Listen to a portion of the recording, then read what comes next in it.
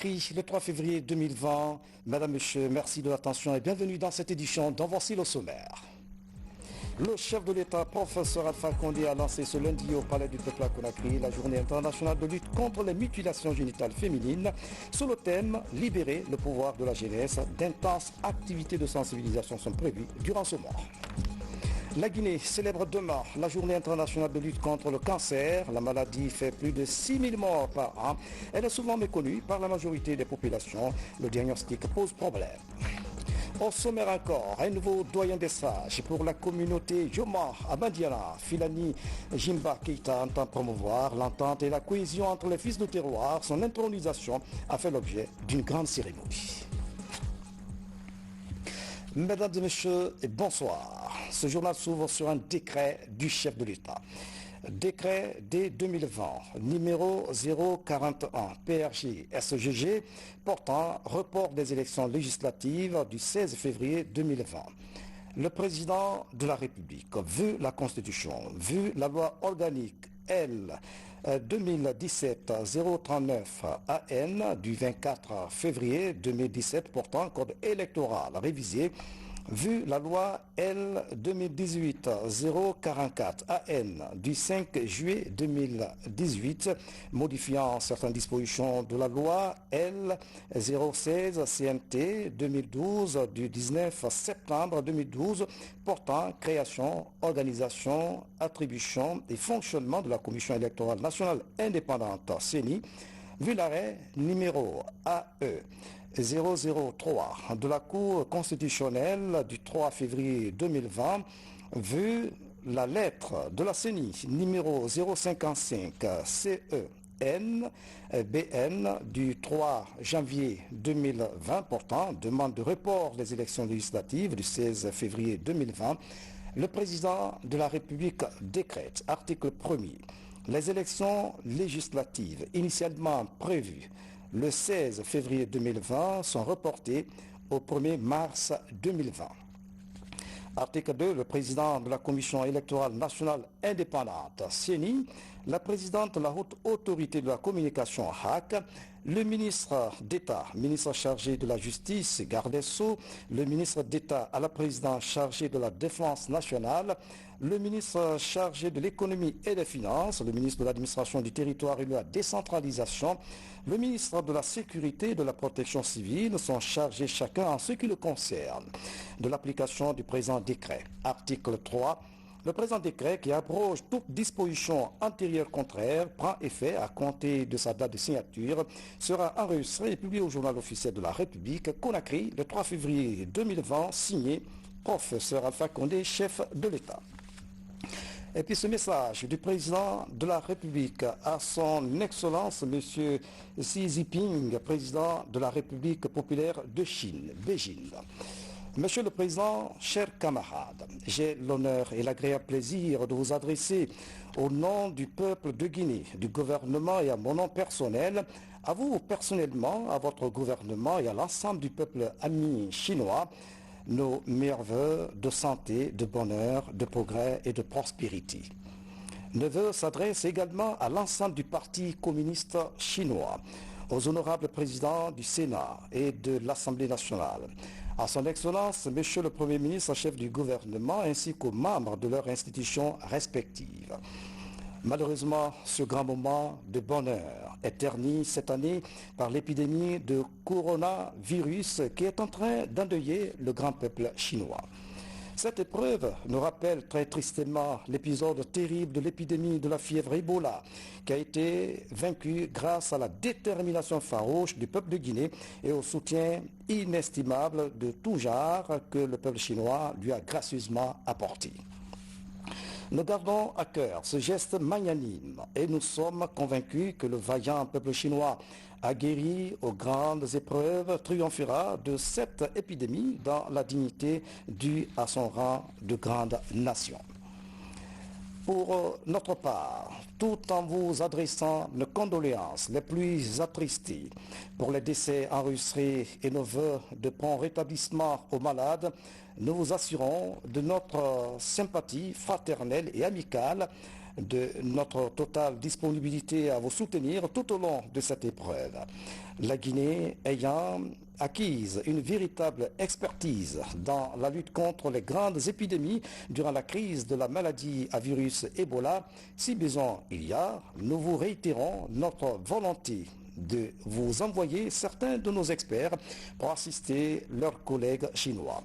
Je vous prie de croire, Excellence, Monsieur le Président de la République, en l'assurance de ma très haute et amicale considération. Signé, Professeur Alpha Condé, chef de l'État. Dans l'actualité de ce soir, prévue pour le 6 février prochain, la Guinée célèbre ce lundi la journée internationale de lutte contre les mutilations génitales féminines, tolérance zéro. L'événement est placé sous le thème « Libérer le pouvoir de la jeunesse » et une décennie d'accélération de la lutte contre l'éradication des MGF d'ici 2030.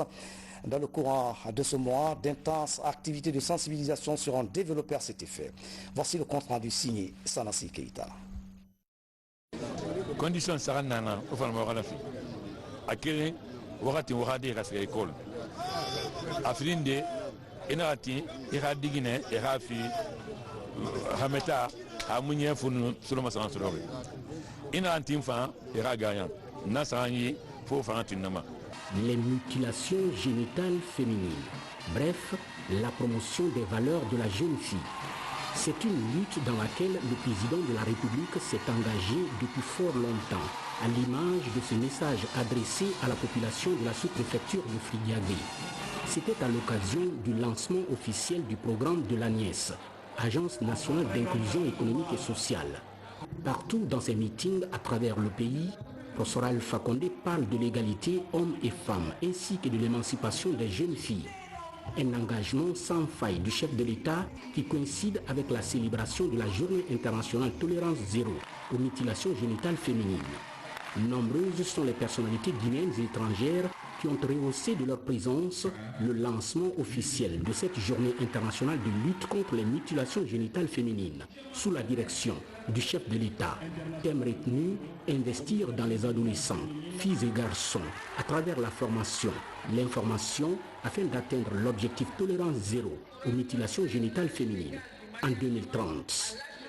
En République de Guinée, notre pays est affecté par cette pratique au regard de l'ampleur et du caractère endogène du phénomène.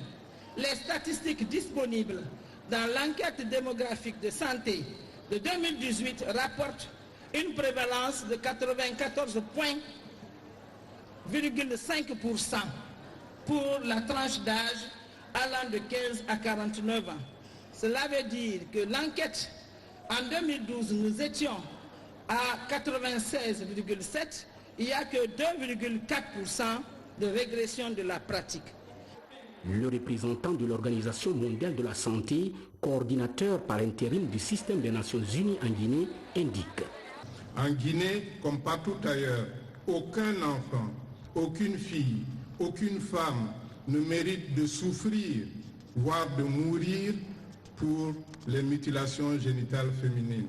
Nous devons tous et toutes, individuellement et collectivement, prendre cet engagement et le transformer en une réalité.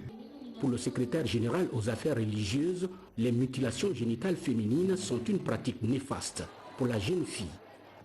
Je voudrais donc profiter de cette heureuse occasion pour vous réaffirmer, Excellence, Monsieur le Président de la République, l'engagement de mon département à œuvrer constamment dans le cadre de la prévention du mariage d'enfants, le viol des petites filles, le travail des enfants et surtout la promotion de l'abandon de mutilations génitales féminines, ceci en collaboration avec les secteurs concernés.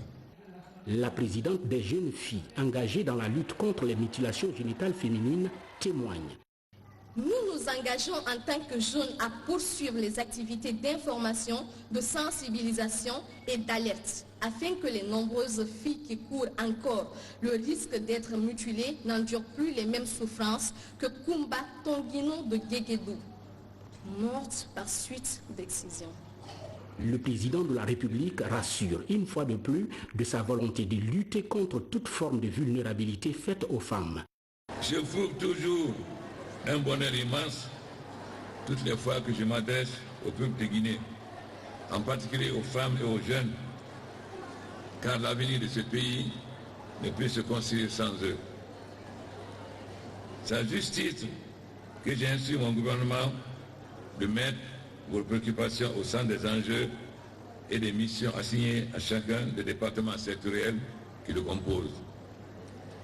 La journée internationale tolérance zéro aux mutilations génitales féminines, excision, dont le thème s'articule autour de l'investissement dans les adolescents, filles et garçons, par le biais de la formation et de l'information, est parfaitement en lien avec les stratégies en cours en matière de développement du capital humain. Mon souhait le plus ardent est d'établir la Guinée comme socle de stabilité et de progrès en Afrique de l'Ouest. Que voulons-nous pour la Guinée d'aujourd'hui et de demain?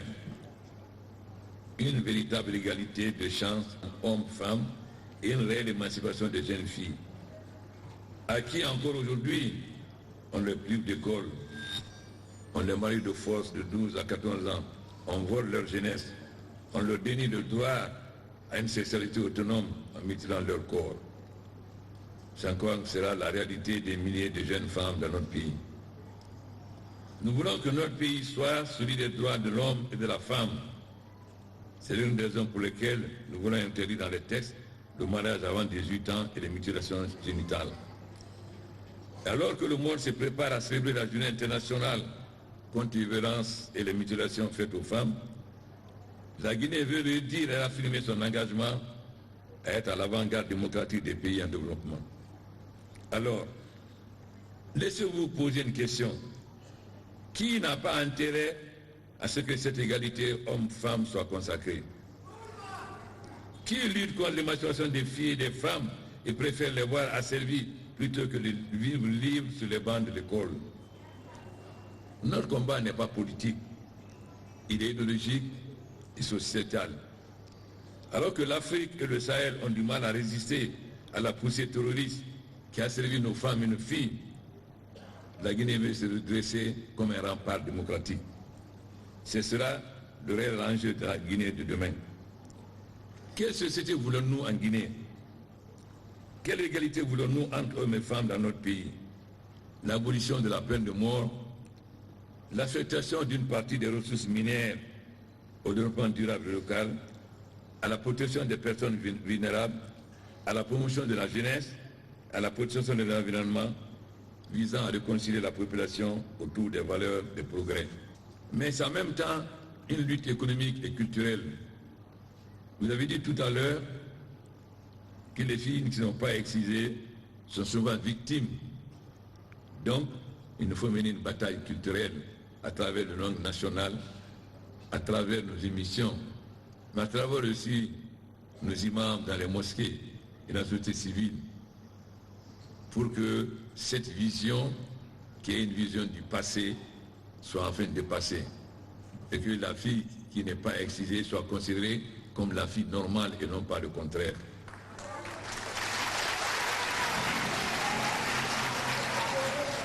Mais c'est aussi une bataille économique, car très souvent, pourquoi on marie les jeunes filles tôt? Parce que très souvent les parents n'ont pas les moyens de les éduquer et très souvent les hommes riches en profitent. C'est pourquoi nous sommes fiers que de dernière analyse faite par la Banque mondiale, nous avons gagné près de 8 points. Nous sommes passés de 65% de pauvreté à 47%. Mais cela malgré les difficultés, malgré l'Ebola. Ça veut dire que si nous avons pu gagner plus de 8% à 7 ans malgré cela, ça veut dire que nous sommes certains que nous pourrons arriver à la tolérance zéro d'ici 2030. J'en suis convaincu. C'est pourquoi aussi nous avons créé l'ANIES. L'ANIES, c'est quoi?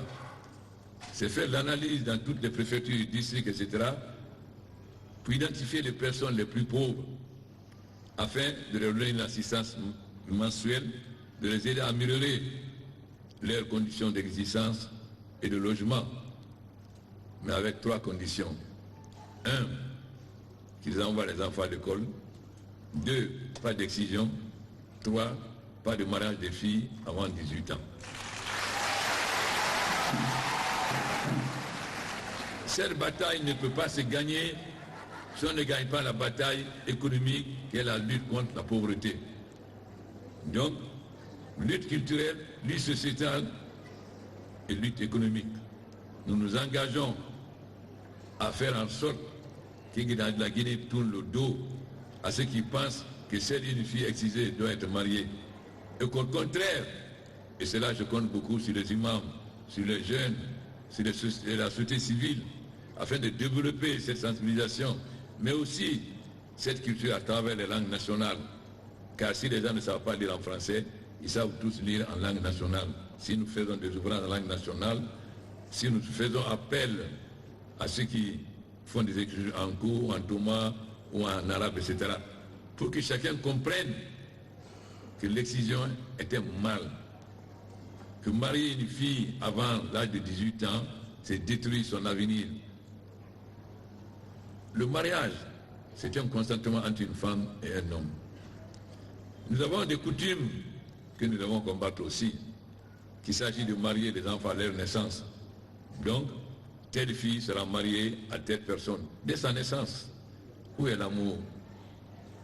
Mais le mariage aussi doit reposer sur l'amour, la volonté de deux personnes de vivre ensemble. C'est cela que nous voulons en Guinée. Et c'est le combat que nous allons mener pour la Guinée d'aujourd'hui et la Guinée de demain. Je voudrais donc à cet effet lancer un appel pressant à toutes les composantes sociales, toutes sensibilités sociales, socio-culturelles de notre pays, de bannir la pratique des mutilations sexuelles féminines, mariage précoce et les conséquences affectant la santé. Nous devons remercier aussi nos partenaires qui nous accompagnent, que ce soit les partenaires des Nations Unies ou des autres pays qui nous accompagnent. La Guinée est un pays musulman tolérant. Nous sommes de rite malékite. Nous sommes tolérants. C'est une religion tolérante. C'est pourquoi la Guinée peut être le bastion de la lutte contre le terrorisme, contre le djihadisme et contre tout ce qui véhicule une forme d'islamisme qui n'a rien à voir avec nos réalités. Nous avons la chance, nous n'avons pas de secte. Nous sommes très tolérants.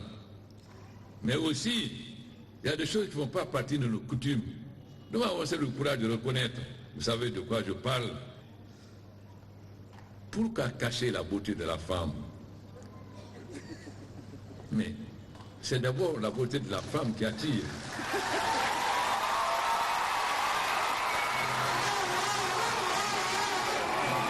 Je vois qu'on s'est très bien compris. On n'a pas besoin d'employer les mots. Je pense que chacun de nous a compris. Allez dans certains quartiers, vous serez choqués. Mais ce sont dans ces mêmes quartiers que se développe l'intolérance, qu'on manipule les enfants. Ce n'est pas notre coutume. Ce n'est pas notre coutume. C'est vrai que nous sommes dans un monde qui est aujourd'hui unitaire. Mais ce monde unitaire doit aller vers le progrès, non pas vers le passé.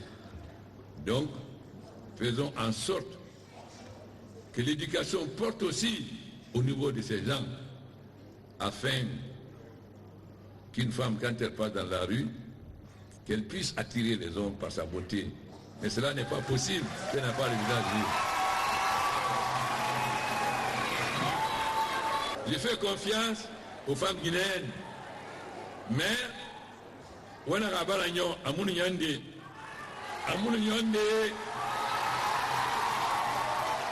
on a fari akura gagnon on a fa balagnon amuyongde kena rawati anyom mané hawotondi ora morera wa difi amunye nous sommes ensemble, où est-ce que nous sommes?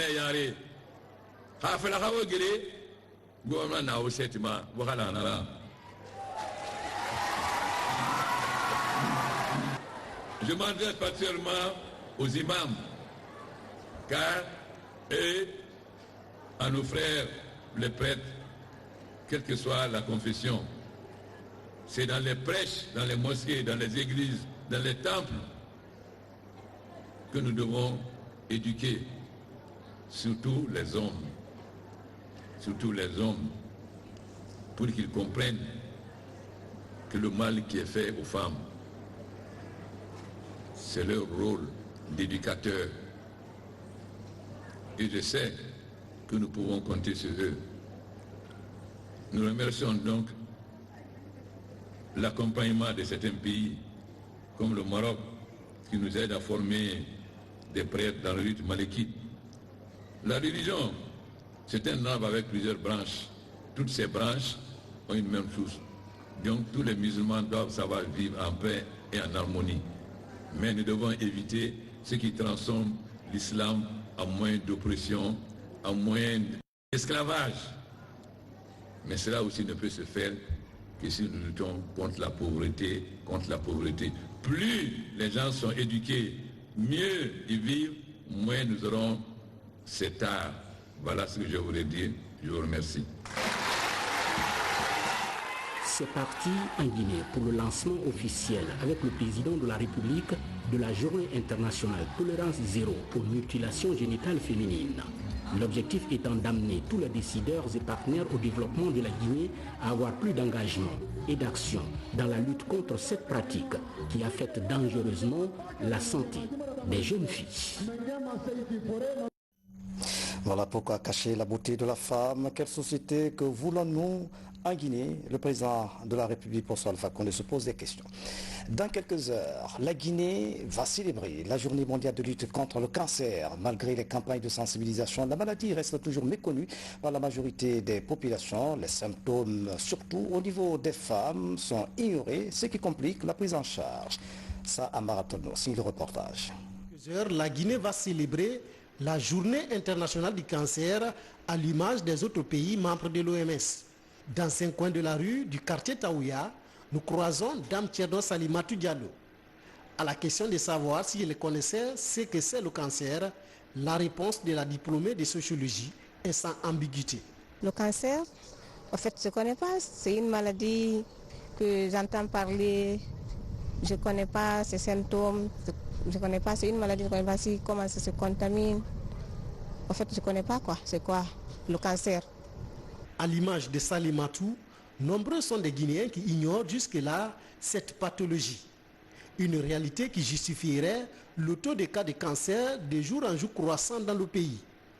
À l'unité d'oncologie de l'hôpital d'Onka, délocalisé au centre médico-social Jean-Paul II, 1762 nouveaux cas de cancer ont été diagnostiqués en 2019 contre 300 il y a 10 ans.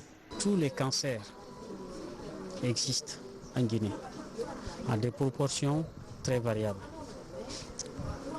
Alors ici, dans ce service, on a de plus en plus de cancers du sein, mais au niveau national, c'est le cancer du col de l'utérus, le cancer du foie, la prostate, les cancers du sein, les cancers de l'estomac et les autres cancers du tube digestif.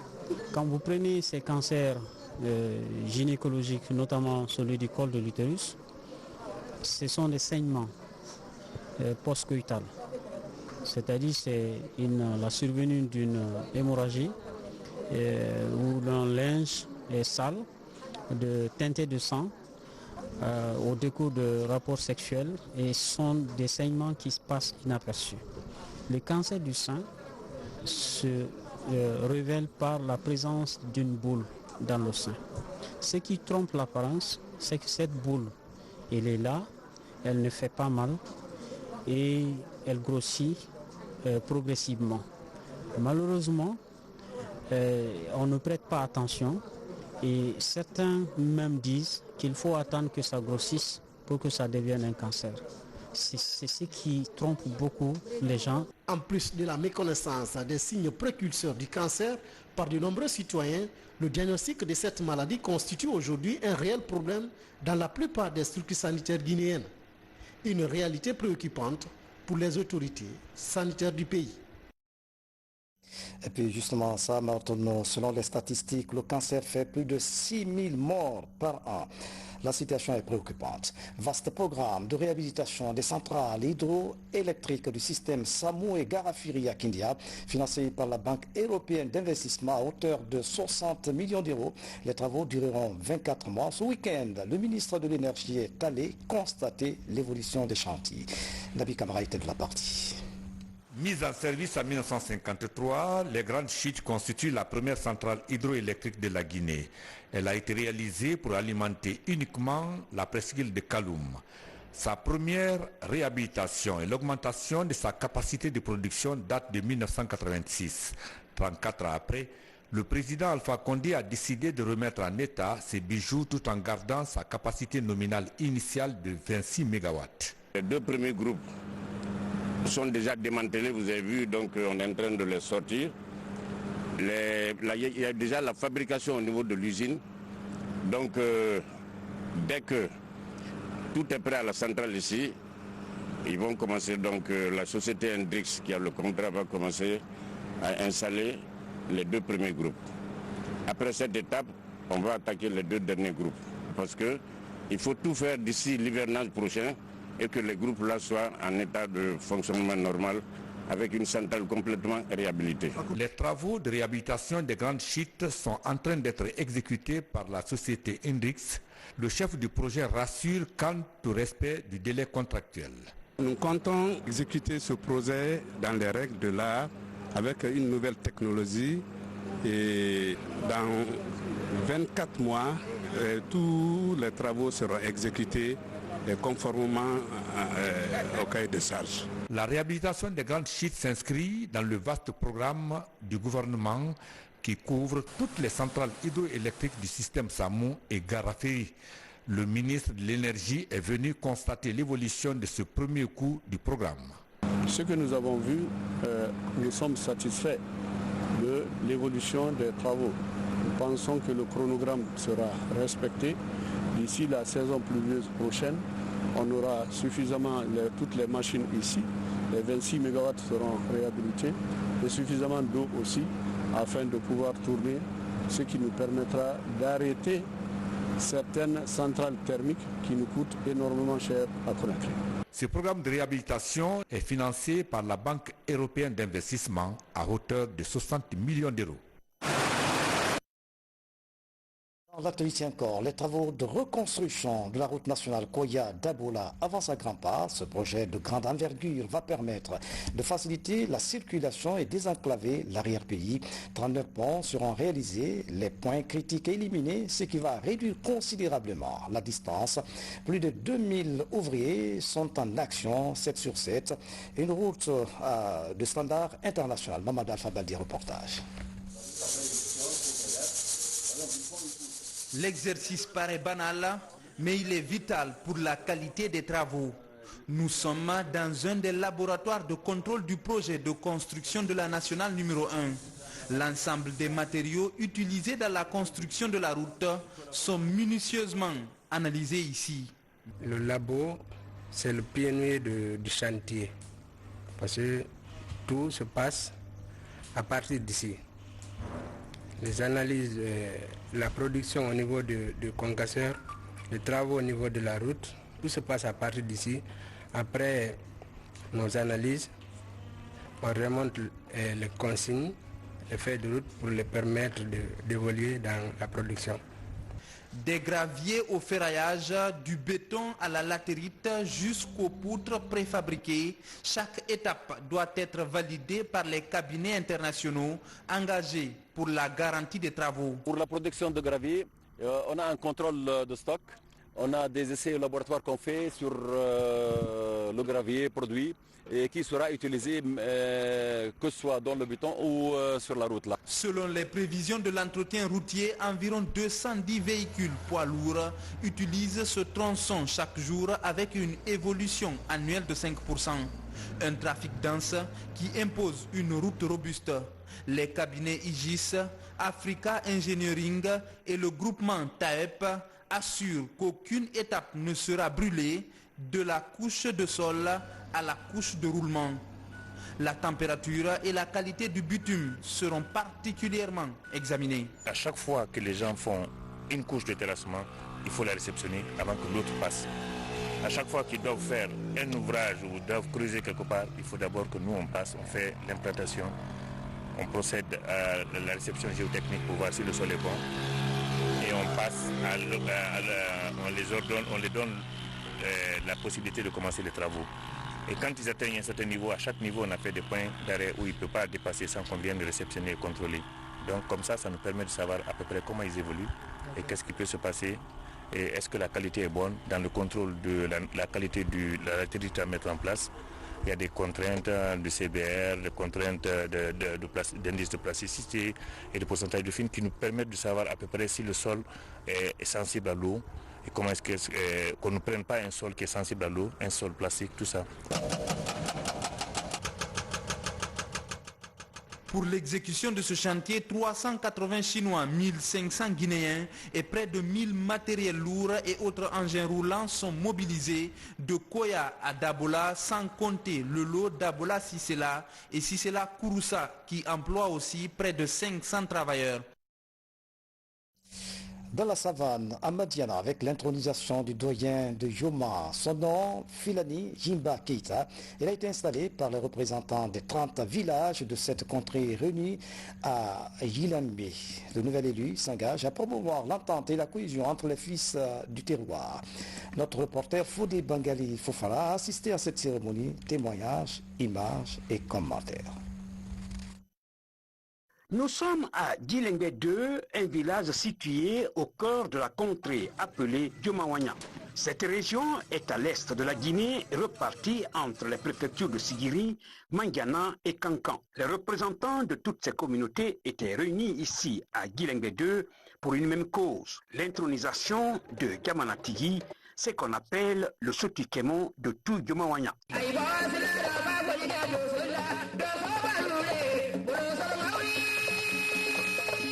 Il s'agit de Filani Jimba Keita, le nouveau patriarche de tout Diomawanya. Son intronisation a été saluée par des coups de canon des chasseurs traditionnels de la contrée.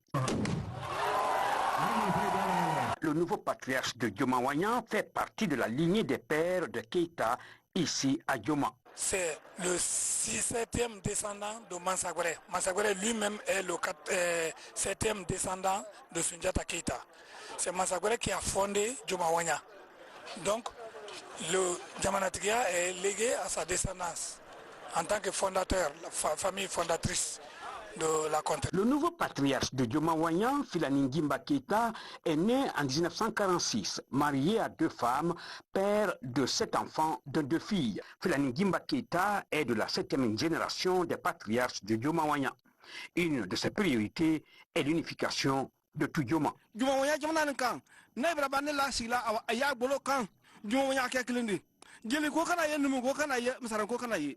est fondé par les Keita, descendants de père en fils de Sundiata Keita, fondateur de l'Empire du Mali.